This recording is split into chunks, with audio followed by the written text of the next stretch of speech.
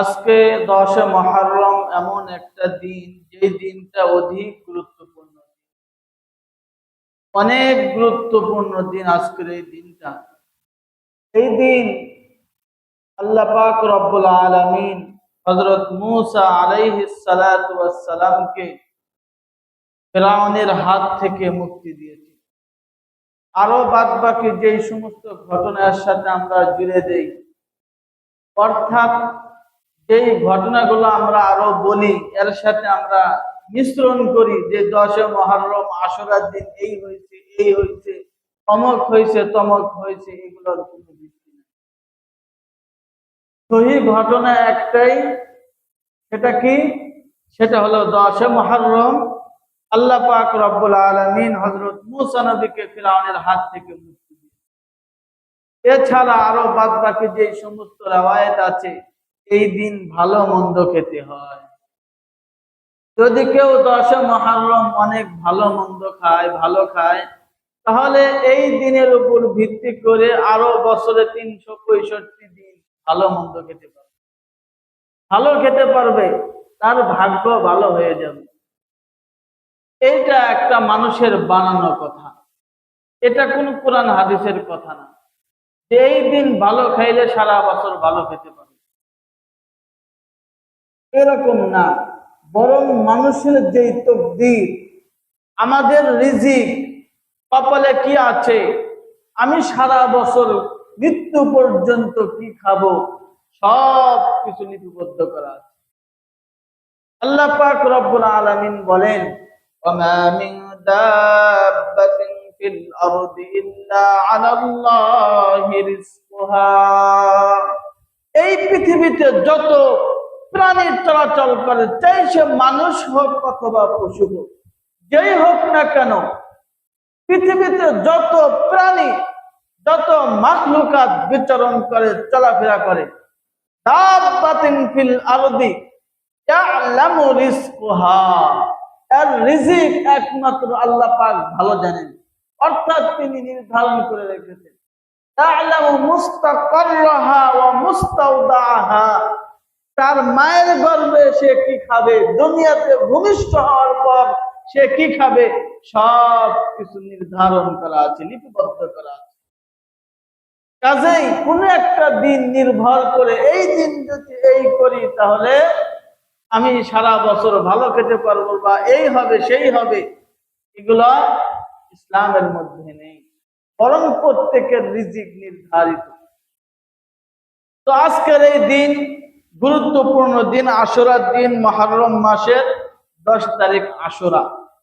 গত সপ্তাহে আমি আশুরার রোজার ফজিলত বলেছিলাম।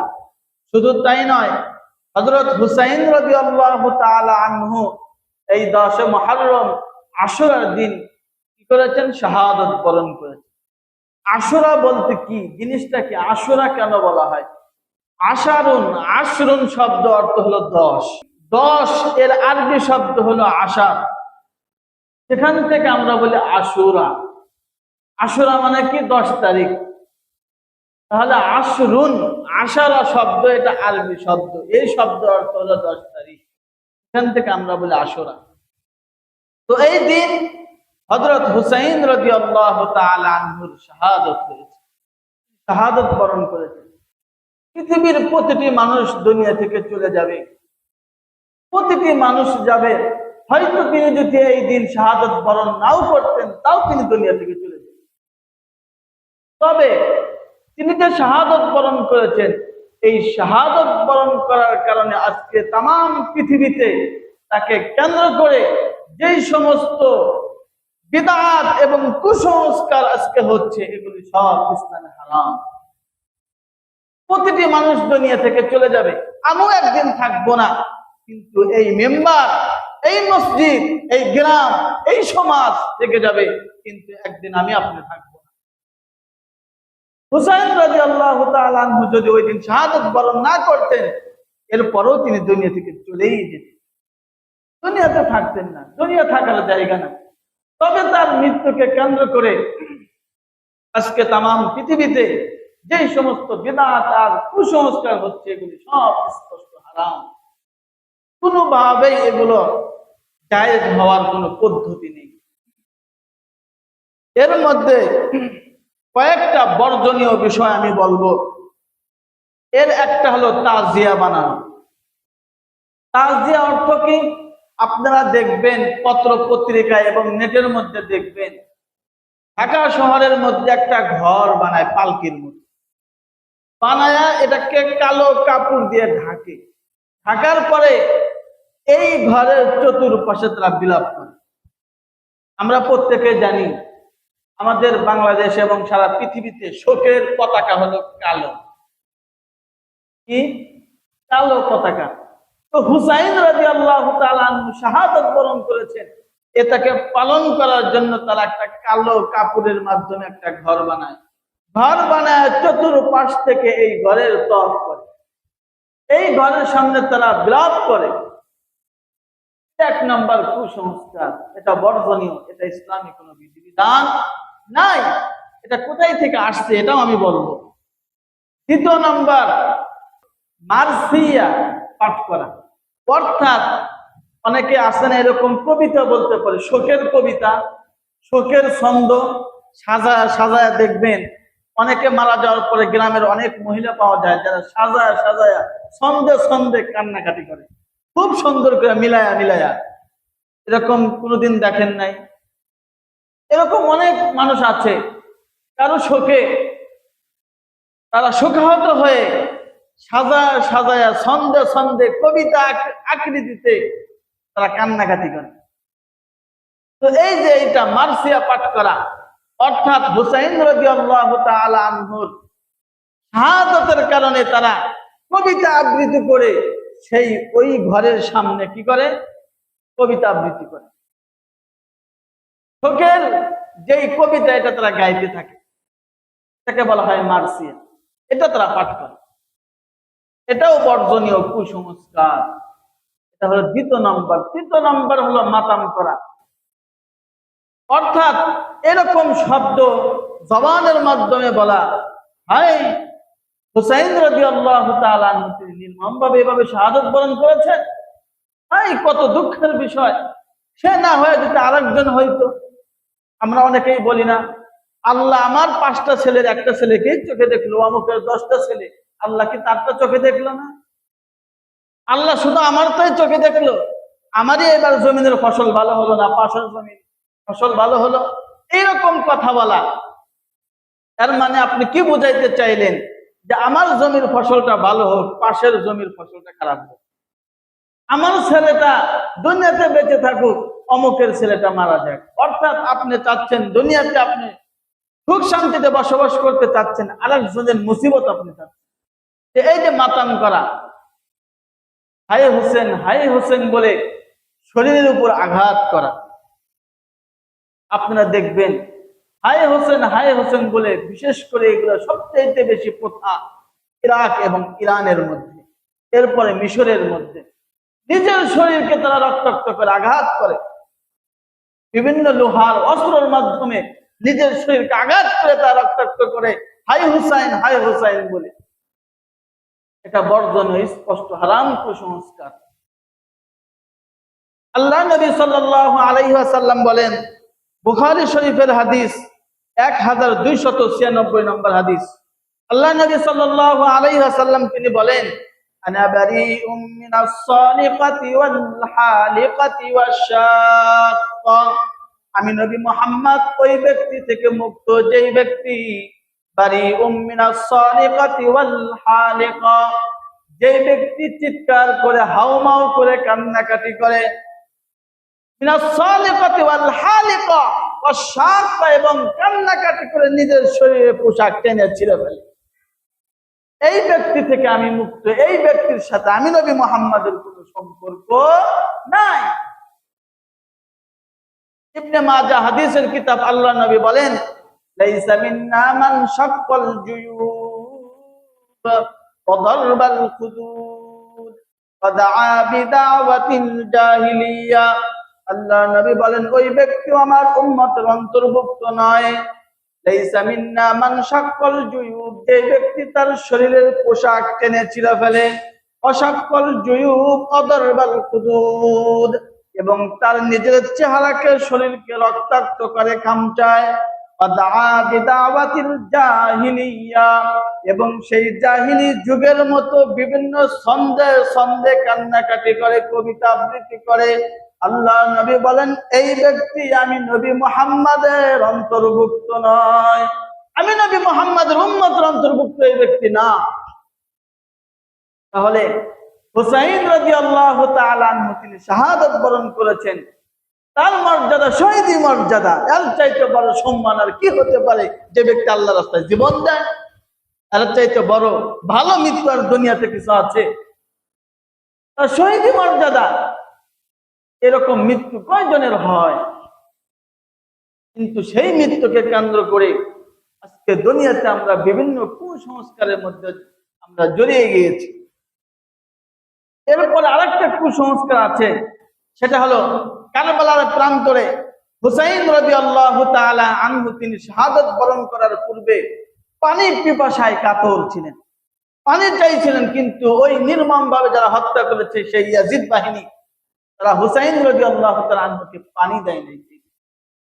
এটাকে কেন্দ্র করে 10 মুহররম আশুরার দিন আপনি রাস্তা দিয়ে চলবেন, ঢাকা শহরে যাবেন, দেখবেন আপনাকে পানি পান করাবে।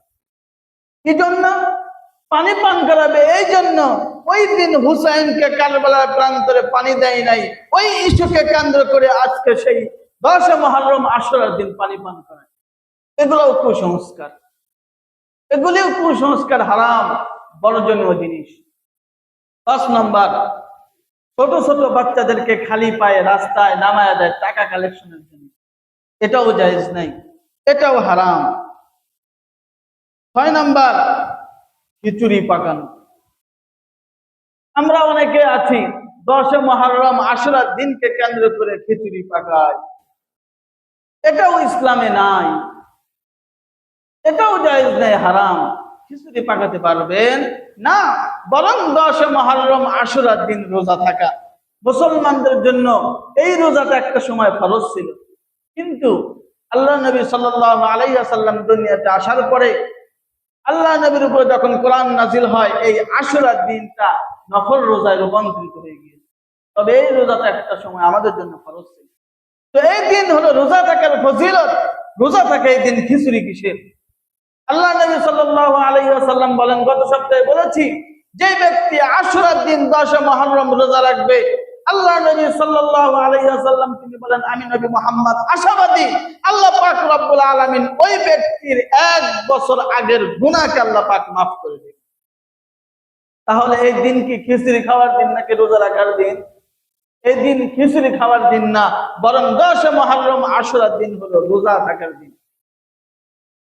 শুধু রোজা একটা রাখবো না, বরং 2টা রাখবো। গত সপ্তাহে বলেছিলাম, আল্লাহ নবী বলেন, সুমু ক্বাবলাহু ইয়াওমান আও বাদাহু ইয়াওমান ওয়া খালিফু ফীহি ইয়াহুদ। তোমরা একদিন আগে অথবা একদিন পরের সাথে তোমরা মাঝখানে 10 মুহররমের রোজা মিলায় রাখো। কেন? ওয়া খালিফু ফীহি ইয়াহুদ, ইহুদিদের সাথে তোমরা বিরোধিতা করো। সেই হিসাবে গতকালকে আপনারা যারা রোজা রেখেছেন, আজকে রোজা রাখলেই হয়ে যাবে। আর যারা গতকাল বৃহস্পতিবার রোজা রাখতে পারেন নাই, আজকে আছেন আপনারা রোজা, তাহলে আগামীকাল আরেকটার সাথে অ্যাড করে নেবেন, মিলায় নেবেন 2টা। যদি একটা রাখেন তাহলে ইহুদিদের সাথে কি হয়ে যায়? সামঞ্জস্যপূর্ণ হয়ে যায়, মিল হয়ে যায়। এই কারণে গতকাল যারা রেখেছেন আজকেরটা রাখলেই 2টা হয়ে যাবে, আর আজকে যারা রাখেছেন আগামীকাল আরেকটা পরিপূর্ণ করবে। এই আশুরার দিনকে কেন্দ্র করে আমাদের বাংলাদেশে আরেকটা জিনিস, সেটা হলো গান বাদ্য। এটাও ইসলামে জায়েজ নেই, হারাম। সূরা লোকমান আয়াত 6 আল্লাহ পাক রব্বুল আলামিন বলেন, ওয়া মিনান নাসি মান ইয়াশতারি লাহওয়াল হাদিস। মানুষদের মধ্যে কিছু মানুষ এমন আছে যারা অনর্থক বাদ্যযন্ত্র ক্রয় করে। অনর্থক কথাবার্তা, গানের মধ্যে কি কোনো ভালো কথা, কোনো ইসলামিক কোনো কথা বলে? নাকি প্রেম প্রীতি নিয়ে, বিভিন্ন ভালোবাসা নিয়ে গান গায়? এগুলো ভালো কথা না। আল্লাহ পাক বলেন লাহওয়াল হাদিস, যদি পৃথিবীতে কোনো অনর্থক কথা থাকে তার মধ্যে 1 নাম্বার হলো এই গান। এর মধ্যে কোনো ভালো কথা না, এগুলো সব অনর্থক কথা। লাহওয়াল হাদিস, সূরা লোকমান খুলে বাংলা তরজমা পড়েন, আয়াত নাম্বার 6। আল্লাহ পাক বলেন লিউদিল্লা আন সাবিলিল্লাহি বিগাইরি ইলম। কিছু মানুষ পৃথিবীতে আছে যাদের কোনো জ্ঞান নাই, তারা মনে করে এটাই হলো ভালো কথা। আল্লাহ পাক বলেন এগুলি ভালো কথা না, বরং শয়তান এগুলো কুমন্ত্রণা দিয়ে আমি আল্লাহর হিদায়াতের পথ থেকে, সত্যের পথ থেকে, হকের পথ থেকে শয়তান দূরে সরায় নিয়ে যায়। হুজুয়া, এবং এগুলার মাধ্যমে, এই গানের মাধ্যমে ইসলামের সাথে ঠাট্টা বিদ্রুপ তারা করতে। সুতরাং এই আশুরাকে কেন্দ্র করে গান বাদ্য এগুলো জায়েজ নেই, এগুলো তো জায়েজ নাই। এই আশুরার দিনকে কেন্দ্র করে অনেকে এগুলো ডাবল গুনাহ অপরাধ। এই সমস্ত বিদআতি কর্মকাণ্ড থেকে আল্লাহ পাক রব্বুল আলামিন আমাদেরকে হেফাজত করুন। এখন হুসাইন রাদিয়াল্লাহু তাআলা আনহু তিনি শাহাদাত বরণ করেছেন, আমাদের করণীয় কি? তাহলে আমরা কি করব? মাতাম করতে পারবো না, হাই হোসেন বলে নিজের শরীর উপর আঘাত করতে পারবো না, আবার মানুষকে পানি পান করাতে পারবো না, এই যে মানুষ খিচুড়ি পাঠাতে পারবো না, এগুলো কিছুই করতে পারবো না। তাহলে আমরা করবো কি? আমাদের করণীয় কি? প্রশ্ন আসে না? আমরা কি করব? কি করতে হবে আমাদের? সূরা বাকারা আয়াত 154 নম্বর আয়াত, সূরা বাকারা 154 নম্বর আয়াত। আল্লাহ পাক রব্বুল আলামিন তিনি বলেন, ইয়া আইয়ুহাল্লাযীনা আমানুস্তাঈনু বিস-সাবরি ওয়াস-সালাহ ইন্নাল্লাহা মা'আস-সাবিরিন। হে ঈমানদারগণ, ইস্তাঈনু বিস-সাবরি ওয়াস-সালাহ, তোমরা আল্লাহর কাছে সবর এবং সালাত নামাজের মাধ্যমে আল্লাহর কাছে সাহায্য চাও। ইস্তাঈনু, সাহায্য চাও, বিস-সাবরি ওয়াস-সালাত, নামাজ এবং সবর ধৈর্যের মাধ্যমে। ইন্নাল্লাহা মা'আস-সাবিরিন, নিশ্চয় আল্লাহ পাক সবরকারী যারা ধৈর্য ধারণ করে এদের সাথেই আল্লাহ পাক রব্বুল আলামিন সর্বদা থাকেন। কেউ ইন্তেকাল করেছে, মারা গিয়েছে আপনার আপনজন, আপনার ধৈর্য ধরেন। আপনি যদি ধৈর্য ধারণ করতে পারেন, আপনার সাথে কি আছে? আল্লাহ আছে। কারণ আল্লাহ বলেন ইন্নাল্লাহা মা'আস-সাবিরিন, নিশ্চয় আমি আল্লাহ মা'আস-সাবিরিন, যারা সবর করে ধৈর্য ধারণ করে তাদের সাথে আমি আছি। এরপর আল্লাহ বলেন ওয়ালা তাকুলু লিমান ইউকতালু ফি সাবিলিল্লাহি আমওয়াত, তোমরা তাদেরকে মৃত্যু বলিও না যারা আল্লাহর রাস্তায়, আমি আল্লাহর রাস্তায় যারা জিহাদ করে শাহাদাত বরণ করেছে তাদেরকে তোমরা মৃত্যু বলিও না। বাল আহইয়া, তারা হলো জীবিত। ওয়ালাকিন লা তাশউরুন, তোমরা বোঝো না যারা আল্লাহর রাস্তায় জিহাদ করে তারা কি মৃত? ইন্তেকাল করেছে তারা। আল্লাহ পাক বলেন ওয়ালা তাকুলু, তোমরা বলো না লিমান ইউকতালু ফি সাবিলিল্লাহি আমওয়াত, যে আল্লাহর রাস্তায় জিহাদ করে ইন্তেকাল করেছে তোমরা তাদেরকে মৃত্যু বলিও না। তাহলে হুসাইন রাদিয়াল্লাহু তাআলা আনহু তিনি বলেন তো দেখি, শাহাদাত বা আল্লাহর রাস্তায় শহীদ হয়েছেন নাকি অন্য কিছু হয়েছে? তিনি কি মারা গিয়েছেন নাকি আল্লাহর রাস্তায় শহীদ হয়েছেন? আল্লাহর রাস্তায় তিনি শাহাদাত বরণ করেছেন। আল্লাহর রাস্তায় হুসাইন রাদিয়াল্লাহু তাআলা আনহু তিনি শাহাদাত বরণ করেছেন। এই ব্যাপারে কারো কোনো সন্দেহ আছে? কোন ব্যক্তির সন্দেহ আছে যে তিনি শাহাদাত বরণ করেন নাই? তিনি শাহাদাত বরণ করেছেন। যদি তিনি শাহাদাত বরণ করে থাকেন তাহলে কি তাকে মৃত্যু বলা যাবে? আল্লাহ পাক বলেন যারা শাহাদাত বরণ করে তারা কোনদিন মৃত্যু না, বরং তারা জীবিত। আল আহইয়া ওয়ালাকিন লা তাশউরুন, কিন্তু তোমরা বোঝো না। এরপরে আল্লাহ তাআলা বলেন ওয়ালা নাবলুওয়ান্নাকুম বিশাইইন মিনাল খাউফি ওয়াল জু', তোমাদেরকে আমি আল্লাহ পাক পরীক্ষা করব। মিনাল খাউফি ওয়াল জু', তোমাদেরকে ভয়ের মাধ্যমে আমি আল্লাহ পাক পরীক্ষা করব। ওয়াল জু', এবং তোমাদের ক্ষুধা লাগবে, ক্ষুধার মাধ্যমে, অভাব অনটনের মাধ্যমে তোমাদের পরীক্ষা করব। ওয়া নাকসিম মিনাল আমওয়াল ওয়াল আনফুসি ওয়াস সামারাত, এবং তোমাদের জমিতে ফসল কম হবে, তোমাদের ধন সম্পদের উপর আঘাত আসবে, মুসিবত আসবে, এই সব জিনিসের মাধ্যমে আমি আল্লাহ পাক রব্বুল আলামিন তোমাদেরকে পরীক্ষা করব। ওয়াল আনফুসি ওয়াস সামারাত, এবং তোমাদের জানের উপর হুমকি আসবে। এই সব থাকার পরেও তোমরা কি বলবে? ক্বালু ইন্না লিল্লাহি ওয়া ইন্না ইলাইহি রাজিউন। আল্লাহ পাক শিখায়া দিচ্ছেন যদি তোমাদের উপর মুসিবত আসে তাহলে তোমরা বলবা কি? ইন্না লিল্লাহি ওয়া ইন্না ইলাইহি রাজিউন। কেউ যদি মারা যায় কি বলি? ইন্না লিল্লাহি ওয়া ইন্না ইলাইহি রাজিউন। এর অর্থ কি? ইন্না লিল্লাহ, আমরা আল্লাহর জন্য, ইন্না লিল্লাহি ওয়া ইন্না ইলাইহি রাজিউন, এবং ওই আল্লাহর কাছে আমরা ফিরে যাব। এটাই তো অর্থ। যদি আমাদের উপর মুসিবত আসে, যদি আপনজন কেউ চলে যায়, তাহলে আমাদের আল্লাহ পাক শিখিয়ে দিচ্ছেন তোমরা এটা করো, ইন্না লিল্লাহি ওয়া ইন্না ইলাইহি রাজিউন। হুসাইন রাদিয়াল্লাহু তাআলা আনহু, তিনি আমাদের আপন, তাকে আমরা সবাই ভালোবাসি না? আমরা প্রত্যেকেই ভালোবাসি। ভালোবাসার কারণেই তো, মহব্বত থাকার কারণেই তো তিনি যখন শাহাদত বরণ করেছেন, আমরা কি বলবো? ইন্না লিল্লাহি ওয়া ইন্না ইলাইহি রাজিউন, এটাই তো। এবং তিনি কি মৃত্যু? না। আল্লাহ পাক বলেন, তোমরা যারা আল্লাহর রাস্তায় শাহাদত বরণ করে তোমরা তাদেরকে মৃত্যু বলিও না। তাহলে এই আয়াতের মাধ্যমে আমরা জানতে পারলাম হযরত হুসাইন রাদিয়াল্লাহু তাআলা আনহু শাহাদত বরণ করেছেন। আর যারা শাহাদত বরণ করে তারা মৃত্যু না, বরং তারা জীবিত। আল্লাহ রাসূল সাল্লাল্লাহু আলাইহি ওয়াসাল্লাম তিনি কাঁদছেন, তার চোখ থেকে ঝরঝর করে পানি বের হয়েছে, অন্তর ব্যথিত হয়েছে। সাহাবায়ে কেরাম প্রশ্ন করলেন, ইয়া রাসূলুল্লাহ, আপনি আমাদেরকে কাঁদতে নিষেধ করতেছেন, আপনি নিজেই তো কাঁদছেন, আপনি নিজেই তো কাঁদছেন। আল্লাহ নবী সাল্লাল্লাহু আলাইহি ওয়াসাল্লাম তিনি বলেন, ইন্নাল আইনা তাদমাউ ওয়াল কলবু ইয়াহজানু ওয়া মা নাকুলু ইল্লা মা ইয়ারদা রাব্বুনা। যদি কেউ আপনজন মারা যায়, যদি কেউ রক্তের সম্পর্ক কাছের লোক যদি দুনিয়া থেকে ইন্তেকাল করে, এর জন্য ইন্নাল আইনা তাদমাউ, চোখ থেকে অশ্রু ঝরবে, পানি বের হবে, ওয়াল কলবু ইয়াহজানু, কলব ব্যথিত হবে, হৃদয় ভাঙা থাকবে, ওয়া মা নাকুলু ইল্লা মা ইয়ারদা রাব্বুনা, এর মাধ্যমে আমরা এমন কোন কথা বলবো না যার মাধ্যমে আমার রব অসন্তুষ্টি হয়। এমন কথা আমরা বলে ফেলি, হায় আল্লাহ আমার ছেলেকেই চোখে দেখলো, অমকের 5টা ছেলে দেখলো না, একটা ছেলেকে কি নিতে হবে, আল্লাহর কি চোখ নাই? এরকম কথা বলা কি জায়েজ হবে না। ওমা নাকুল, আমরা বলবো না, এমন কোন কথা বলবো না, মা ইয়ারদা রাব্বুনা, যার কারণে আল্লাহ পাক আমাদের উপর অসন্তুষ্টি হয়, এমন কোন কথা বলবো না। এরপর আল্লাহ নবী সাল্লাল্লাহু আলাইহি ওয়াসাল্লাম বলেন, মুসনাদ আহমদের হাদিস, মাহমা কানা মিনাল আইনি ওয়াল কলবি ফামিনাল্লাহ, যেটা চোখ থেকে আসে এবং কলব থেকে আসে এটা আল্লাহর পক্ষ থেকে আসে। ফামিনাল্লাহি ওয়া বির রাহমা, এবং এটা রহমত।